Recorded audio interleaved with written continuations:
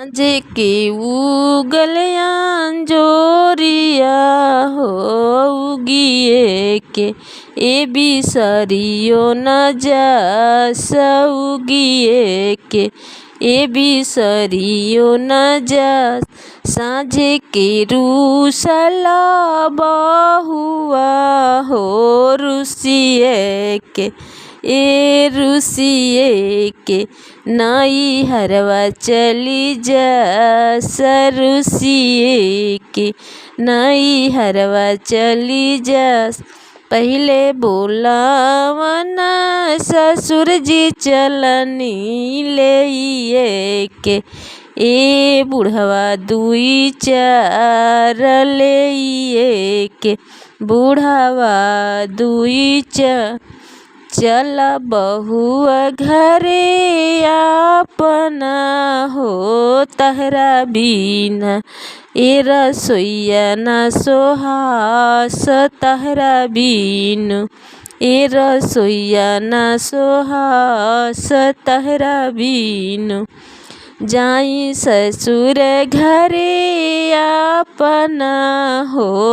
अब नाही ए ससुरवा घर सोहास अब नाही ए ससुरवा घर सोहास अब नाही। साँझे के उगलियान जोरिया हो उगिए के ए बिसरियो न जास उगिए के ए बिसरियो न जास उगिए के साँझे के रूसला बहुआ हो रुसिए के नई हरवा चली जा सरुसिए के। दूसरे बोलावना भसुर जी चलनी ले के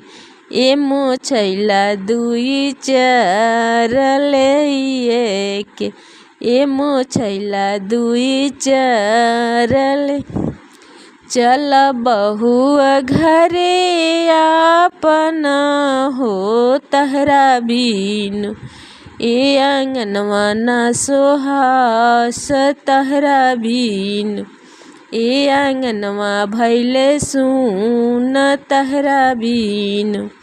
जाई भसुर घरे अपना हो अब नाही ए ससुरवा घर सहास अब नाही ए ससुरवा घर सहास। साँझे के उगलियान जोरिया हो उगिए के ए बिसरियो न जास उगिए के साँझे के रूसला बहुआ हो रुसिए के नई हरवा चली जा सरुसिए के। तीसरे बोलावना स्वामी जी चलनी ले के एला बदवा दुई चार ले के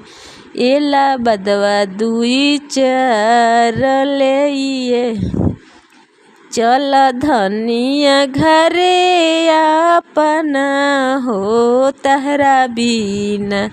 ऐसे जियवा भैले सुन तहरा बिना